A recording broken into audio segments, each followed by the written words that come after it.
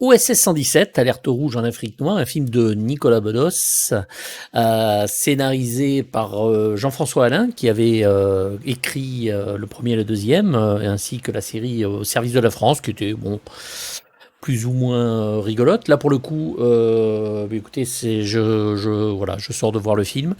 Ce n'est pas drôle. Voilà, ce n'est pas drôle, c'est même carrément ennuyeux la plupart du temps. Il y a des passages où on se marre, hein, bien sûr, mais on n'est pas dithyrambique comme dans le deuxième qui lui assénait les coups humoristiques toutes les minutes. C'était vraiment hallucinant. Enfin, voilà, c'était culte d'entrée. Là, ça ne l'est pas. Alors bon, Nicolas Bedos a quand même une personnalité, on va dire un petit peu ambiguë dans le sens où quand même, hein, et ça se voit. Sa réalisation n'est pas ampoulée du tout, mais par contre, voilà, il veut montrer qu'il sait faire, il veut tout le temps montrer que, et à force de montrer que, il montre rien. On commence déjà par une scène de pré-générique à la James Bond où OSS 117 fout des pains à tout le monde, s'échappe tranquillement en hélicoptère. Enfin bref, c'est James Bond. Je m'appelle Hubert, bonisseur de la Batte. Je voulais vous souhaiter à tous une très belle et heureuse année 1981.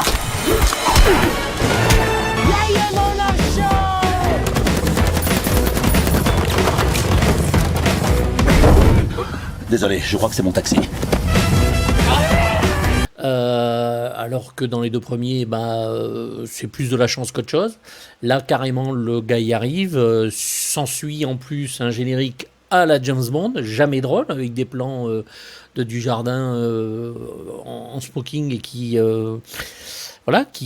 fait James Bond. Donc bon, c'est vraiment, voilà, se pose la question. Même la musique parodie James Bond et Austin Powers, là je pense que c'est voulu. Il y a des passages extrêmement stupides. L'arrivée d'OSS en Afrique est complètement stupide. Hubert, n'êtes-vous pas le meilleur? Je vous répondrais oui, ça serait de la prétention. Je vous répondrais non, ça serait de la bêtise. La scène dans les bureaux qui était hilarante dans le deuxième, là, franchement, mis à part pour dire OSS 117 a pris un coup de vieux, ce qui ne se voit même pas. Je trouve ça, voilà, dommage. Alors bon, ceux qui sauvent le film tout du long et on le regarde que pour ça, c'est Dujardin, qui malgré les dialogues parfois ineptes du film, nous sort quand même sa façon d'être OSS 117 et du coup, on reste jusqu'au bout parce que voilà, on a envie de continuer à voir ce personnage qu'on aime tellement et qui a très bien marché dans les deux premiers opus. Là, c'est pas du tout le cas, mais voilà, bon, pour le charisme de l'acteur, on reste. Voilà, donc il y a quand même de la part de Bedos des idées qui veut nous faire passer. Il y a un plan séquence au début du film qui ne sert à rien, histoire de dire regardez, j'ai réalisé. Des idées gauchistes qui sont quand même, on va le dire, insérées au chausse-pied et un entonnoir, histoire de nous faire bien comprendre 2-3 trucs. Bonjour monsieur. Ils ne se sentent pas respectés ni traités d'égal à égal. Bonjour messieurs. Bonjour madame. Bravo. Qu'est-ce que vous faites là? Je porte vos valises, c'est mon travail. Mais qu'est-ce que c'est que ces préjugés? Tout. Et vous faites ça aussi en France? Ah non, il y a beaucoup moins de noirs qu'ici. Et c'est dommage d'ailleurs.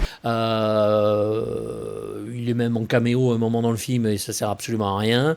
On comprend pas où est le OSS 117. On passe du grand héros qui réussit tout, les poursuites, les combats, les machins, alors que jamais ça n'arrive dans les deux premiers.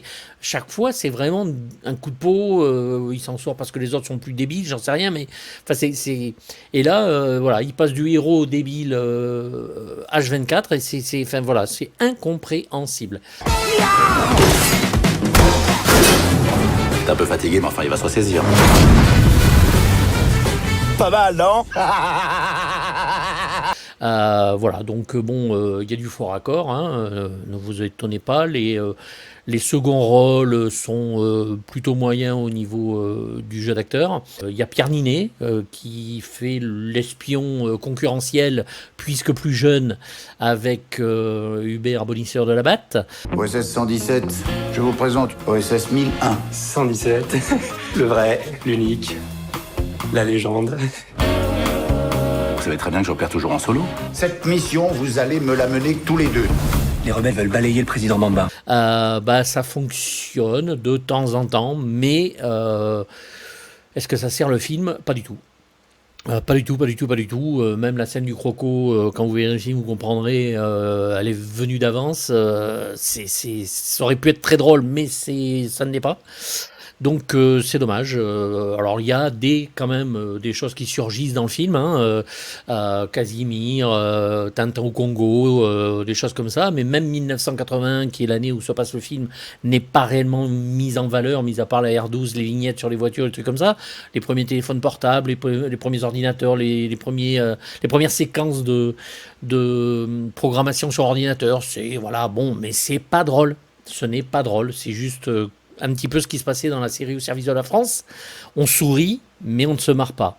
Donc le film ennuie, ne fait pas rire, ou alors c'est vraiment très très rare. Moi dans la salle, personne ne se fendait la gueule, hein, autant le dire, à part 2-3 scènes pipi caca où là, bon, les gens riaient, mais bon, voilà. Donc moi je regrette vraiment le départ de Hazanavicius sur la franchise, et surtout sa superbe photographie, notamment dans le deuxième, qui était un bel hommage à l'homme de Rio.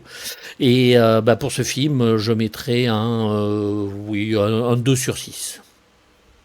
Voilà, bon, dites-moi ce que vous en pensez. Là, je suis un peu à chaud et un peu énervé même, mais voilà, bon, j'ai vu le film, je pense que je l'oublierai. Il y a 2-3 passages qui resteront, mais voilà, n'hésitez pas à me dire ce que vous en pensez vous aussi en commentaire, et je vous dis à très très bientôt pour une nouvelle vidéo. Bye bye.